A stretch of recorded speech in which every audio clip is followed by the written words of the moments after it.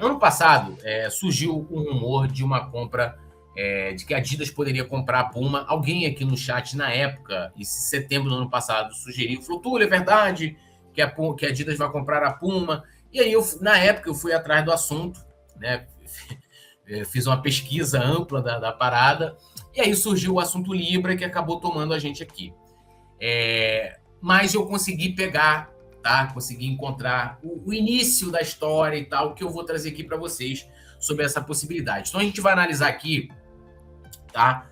O ponto é se, de fato, Adidas pode comprar a Puma, se há essa possibilidade, o que aconteceria numa eventual fusão Adidas-Puma, no caso do Flamengo, né, e de outros clubes brasileiros, e aí eu usei o Palmeiras como exemplo, e a situação de hoje, tá? A situação de hoje.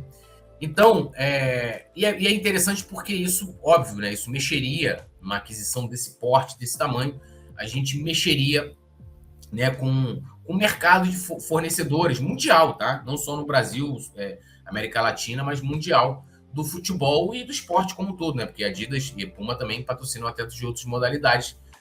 Por exemplo, a Rebeca é patrocinada pela Adidas e tal. Então a gente teria uma mudança nessa cadeia. E aí também, né? Eu peguei outros exemplos que a gente teve, né? Nike comprou outras empresas, Adidas também. O que aconteceu, a gente vai pegar todo esse exemplo. Bom, eu vou deixar o link depois para vocês também, tá? Eu fiz um relatório com essas informações e a gente vai lendo, né, também aqui. Então, vamos lá.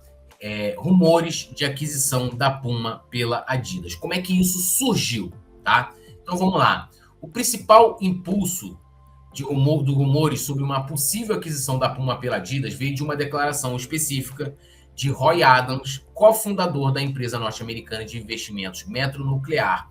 Em entrevista ao jornal alemão, não sei se eu vou conseguir falar, Handelsblatt, Adams afirmou que, abre aspas, se a administração da Puma não conseguir reverter a situação, uma fusão com a Adidas é a melhor alternativa, fecha aspas. Por que ele falou isso? Porque a Puma apresentava, na ocasião, problemas financeiros, tá? Então, vocês vão ver aqui, ela trocou CEOs, grandes executivos e fez um replanejamento, demitiu funcionários, estava acontecendo várias coisas. E aí, esse Roy Adams, né, que é um cara, né, do mercado, estava aí numa entrevista, ele fez essa sugestão. Então, o rumor, tá, de uma possível compra da Adidas, tá, da Puma pela Adidas, surgiu desse comentário aqui. Aí vem aqui, ó, este comentário, embora condicional e vindo de um agente externo às duas empresas, foi o suficiente para gerar especulações significativas no mercado, resultando em, aí olha só, hein, aumento de 4,2% das ações da Puma no dia 16 de setembro do ano passado, tá? Valorização acumulada nas semanas seguintes ao início dos rumores. Então, a Puma que estava em queda ali, após essa fala dele, que começou a ser uma especulação, teve uma valorização nas suas ações, né, na Bolsa de Valores, tá? A reação do mercado demonstra a sensibilidade dos investidores a qualquer sinal de consolidação nesse setor altamente competitivo. Aqui agora entrando o que é especulação improvável, tá? Até o momento, isso serve para até hoje, não há qualquer confirmação oficial de negociações ou ofertas formais entre as empresas, tanto a Puma quanto a Adidas. Tá? Quando consultadas sobre o assunto, eles não resolveram não comentar.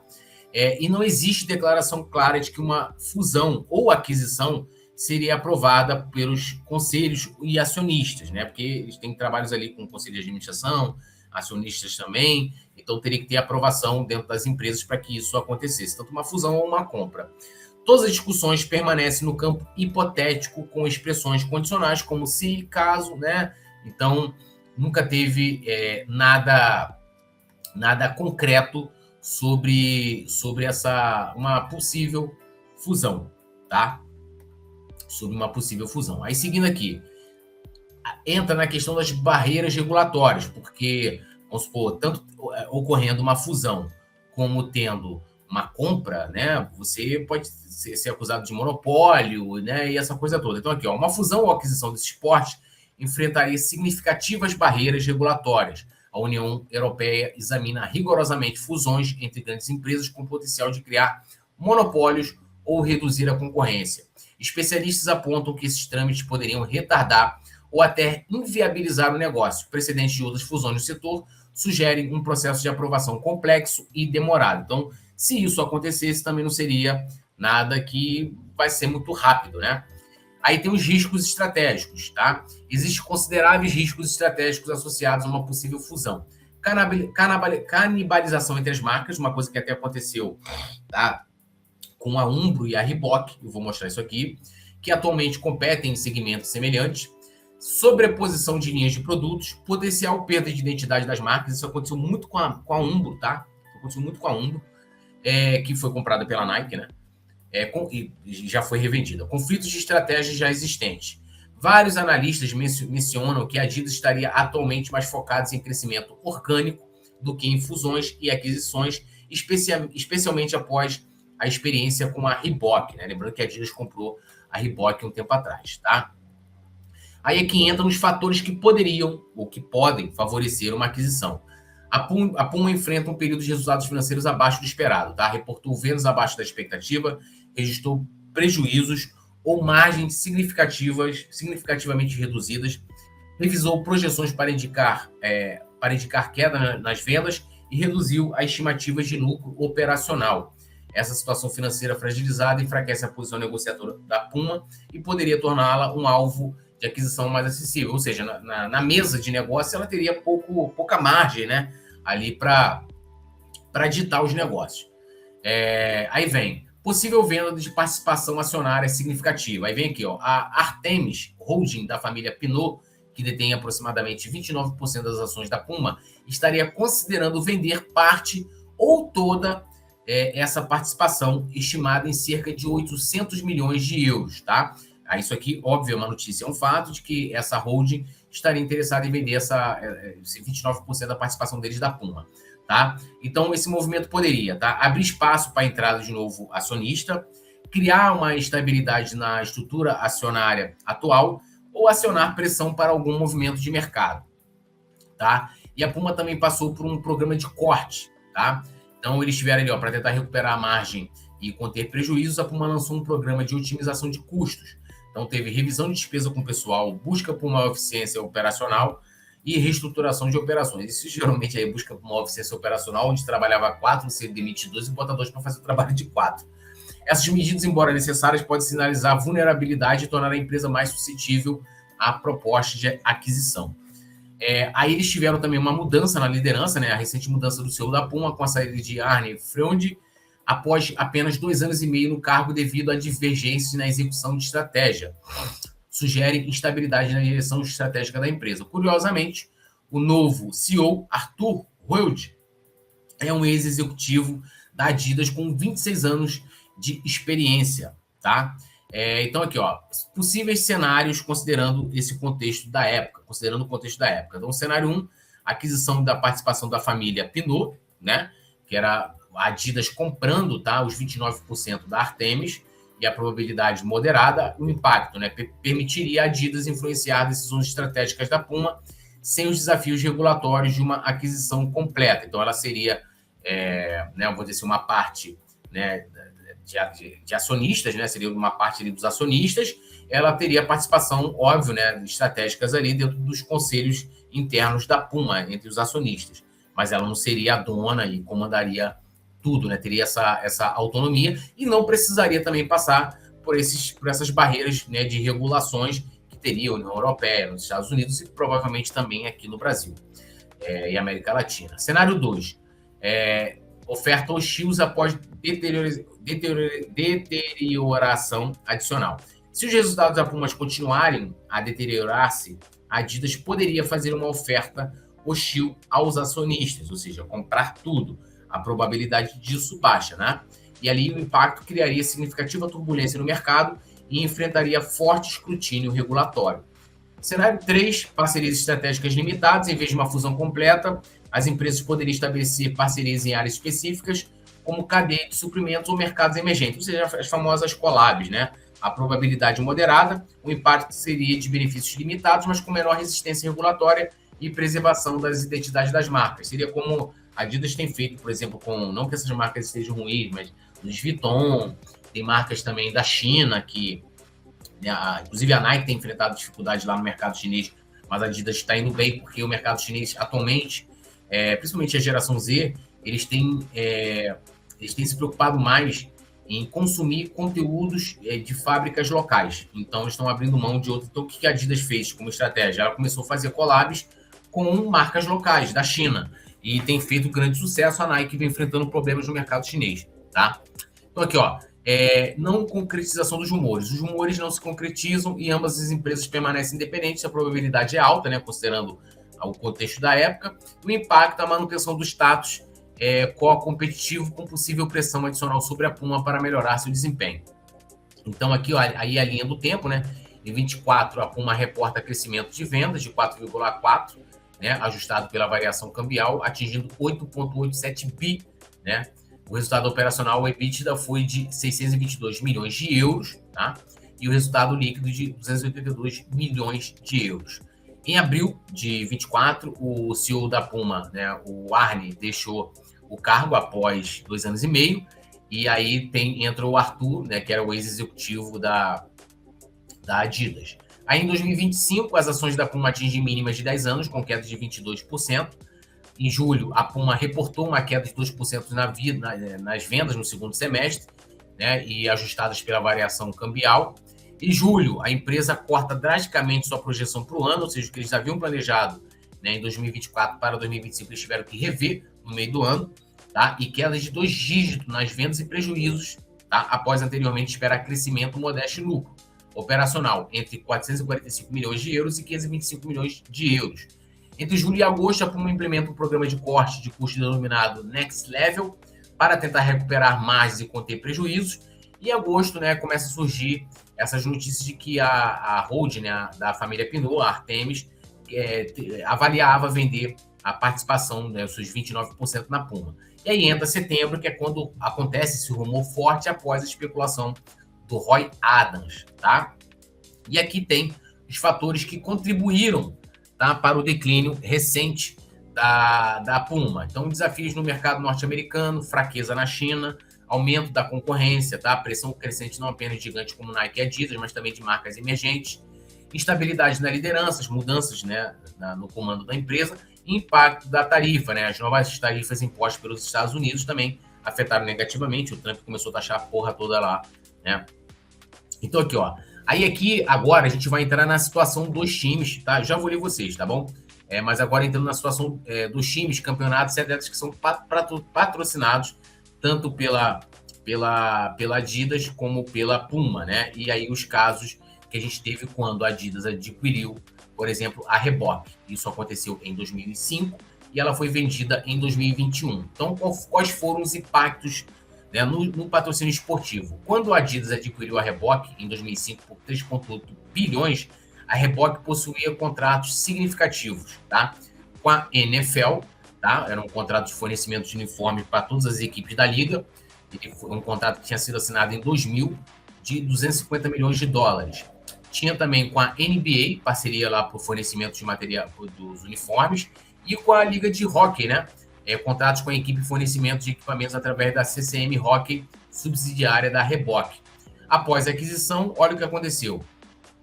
Houve um reposicionamento da Reebok, a marca foi gradualmente afastada dos esportes de equipe tradicionais e redirecionada para o mercado de fitness e treinamento, ou seja, a Adidas ela rebaixou, né, a Reebok. Aí a transferência de contratos, a Adidas assumiu progressivamente os contratos mais prestigiosos. Em 2006, né, ou seja, no ano seguinte à aquisição, a Adidas assumiu o contrato da NBA e da Reebok. Em 2012, a Nike substituiu a Reebok como fornecedor oficial da NFL. Aí lá, a CCM Hockey, né, que era a subsidiária da Reebok, foi vendida em 2017 por 110 milhões como parte da estratégia de desinvestimento.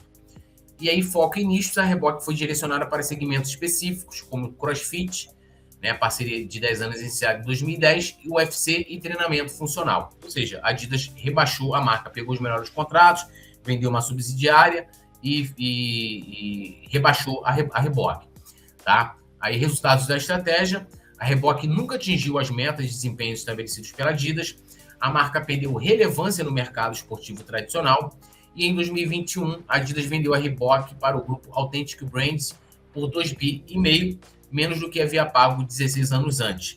E aí seria uma coisa uma situação que pode vir a acontecer, por exemplo, com a Puma, caso, né, a Adidas comprasse, né, ela rebaixar a Puma, pegar os melhores contratos e tal. Aí vem o caso Umbro, tá? Que aqui a Umbro sempre teve uma ligação muito grande com o futebol, né? Uma empresa inglesa, e foi um crime, né, que foi feito quando ela foi adquirida pela Nike em 2007 e vendida logo em 2012, né, 5 anos depois. Então aqui, ó, impacto nos patrocínios esportivos. A Nike adquiriu a Umbro em 2007 por 580 milhões de dólares, quando a marca britânica tinha contratos importantes. Então ela tinha a seleção inglesa, né, os clubes ingleses de Manchester City, Everton, né, e outros clubes menores da Premier League, e tinha diversos clubes internacionais também, né, América Latina, Europa. E aí a estratégia da Nike após a aquisição, tá? A Nike manteve inicialmente os principais contratos da Umbro, ela não mexeu, incluindo da seleção da Inglaterra. Aí ela começou a fazer uma migração gradual, tá? Progressivamente a Nike transferiu os contratos mais valiosos para a sua marca principal. Em 2012, a Nike anunciou que assumiria o contrato da seleção inglesa, anteriormente da Umbro, e o Manchester City migrou da Umbro para a Nike, né, em 2013. Agora a Manchester City é Puma, né? Aí vem o desinvestimentos. Apenas 5 anos após a aquisição, a Nike vendeu a Umbro para o grupo Iconics Brand por 225 milhões, menos da metade do valor pago. Aí vem qual foi o resultado, né, dessa fusão, né, dessa compra. Enfraquecimento significativo da presença da Umbro no futebol de elite, perda da identidade da marca, que era fortemente associada ao futebol inglês, e posicionamento da Umbro para mercados secundários e liga menores após venda, que é uma coisa que também pode acontecer, tá? Com a Puma. É aí que vem as lições aprendidas e implicações para uma possível aquisição. Desafios na integração, né? Então, tanto a Adidas quanto a Nike enfrentaram essas dificuldades para integrar efetivamente as marcas, né, dentro das suas estratégias globais. A canibalização das marcas, né? Então, houve ali uma tendência, tanto entre a Adidas como da Nike, de priorizar a marca principal, né, dentro dos contratos. A perda da identidade, então a Reebok tinha ali uma presença também, tanto no futebol e outras modalidades, você acabou tirando essa identidade e a Umbro com o futebol. E os resultados financeiros que foram bem menores, né, do que foi orçado, do que foi planejado anteriormente, né? Aí aqui vem o histórico da rivalidade, um dia eu conto essa história com detalhes e tal, né? Mas vem aqui. E aí eu pedi para aqui, fiz uma pesquisa atualizando, né, essa situação, como é que está hoje? Lembrando que eu fiz aquele levantamento ali em setembro de 2025, tá? Em setembro de 25. E aí a gente pediu uma atualização. O que aconteceu de 2025 para cá, né? Com relação a esses rumores. Então aqui, ó, desde a última atualização, né, da última consulta em setembro de 25, o cenário dos rumores pode ser resumido da seguinte forma. Falta de confirmação oficial, então, assim, tanto a Adidas como a Puma nunca se posicionaram sobre uma possibilidade de haver uma venda, uma compra de ações, algo nesse sentido, tá? Nunca teve um posicionamento oficial das empresas, desses rumores. O foco do mercado se deslocou dos rumores de aquisição para desempenho financeiro real da Puma, que continua a apresentar resultados desafiadores. E a Puma aqui, ó, a deteriorização dos resultados da Puma no final de 25, combinada com o anúncio de corte de empregos, torna a empresa um alvo de aquisição ainda mais plausível, especialmente se a família Pinot decidir vender sua participação. Ou seja, a família Pinot não vendeu as suas ações, né, na Puma. Então, continua a mesma. Então, aqui a situação financeira da Puma, tá? Então, aqui, ó, a situação da Puma piorou significativamente no final de 25, confirmando as preocupações que impulsionaram os rumores lá de setembro. Então, teve uma queda, né, da receita ali de 10,4% para 1,96 bi, previsão de crescimento retomada apenas em 27, tá? Então, eles ainda vão ter em 26 aí um ano de desafio estratégico para eles. Corte de empregos, eles anunciaram um corte de 900 empregos, tá? 500 cargos foram cortados em 25 como parte do programa de otimização de custo e as projeções vendas abaixo do esperado, a empresa continua focada em seu programa de corte de custos lá no programa Next Level para recuperar margens. Tá? O corte de 900 empregos e a previsão de retomada de crescimentos apenas em 27 demonstram que a Puma está em um modo de reestruturação profunda e defensiva. O CEO Arthur Hood, ex-executivo da Adidas, está implementando medidas drásticas para estabilizar a empresa, o que, ironicamente, pode torná-la mais atraente para um comprador no futuro após a limpeza de ativos e custos. Tá? Apesar dos desafios financeiros, a Puma demonstrou força no mercado brasileiro, né? No caso aqui no Brasil, iniciou um acordo com o Fluminense, né? Tornando-se a fornecedor aqui. Óbvio que esse contrato com o Fluminense, olhando o tamanho da Puma, isso não impacta em nada, mas isso mostra que a empresa continua trabalhando no mercado, né? E a situação da Adidas aqui. A Adidas, em contraste com a Puma, a Adidas apresentou um desempenho robusto no final de 25, fortalecendo sua posição no mercado. Então, o lucro operacional, um aumento de 23% para 736 milhões de euros, tá? Lucro líquido projetado de 2,3 bi, tá? Crescimento da marca tá em 14% em 9 meses de 2025, aumento do outlook, que é a perspectiva, né, para o ano de 2025, e o forte crescimento em todas as categorias e mercados, tá? Eles entram em 2026 com forte impulso cultural e tecnológico. Forte desempenho da Adidas no final de 2025 indica que a empresa está focada em seu crescimento orgânico na consolidação de sua marca principal, seguindo a estratégia de focar em seus ativos mais fortes após a venda da Reebok. Tá? Então aqui, ó, a situação, né, do início de 2026 é de extrema divergência entre as duas empresas. A Puma segue ainda vulnerável, né, com projeção de crescimento somente em 27, e a Adidas financeiramente forte, com crescimento orgânico robusto, né? Então, assim, e com outros planejamentos também. Oi? Tá, calma aí, galera.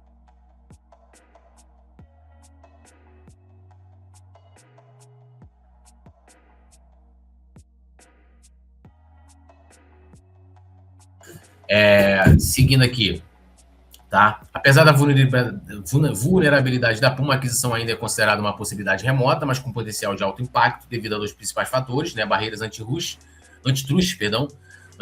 a fusão criaria um gigante com potencial de monopólio que enfrentaria forte escrutínio regulatório na União Europeia, e a estratégia da Adidas, que demonstrou preferência por crescimento orgânico e evitou grandes aquisições após experiência negativa com a Reebok.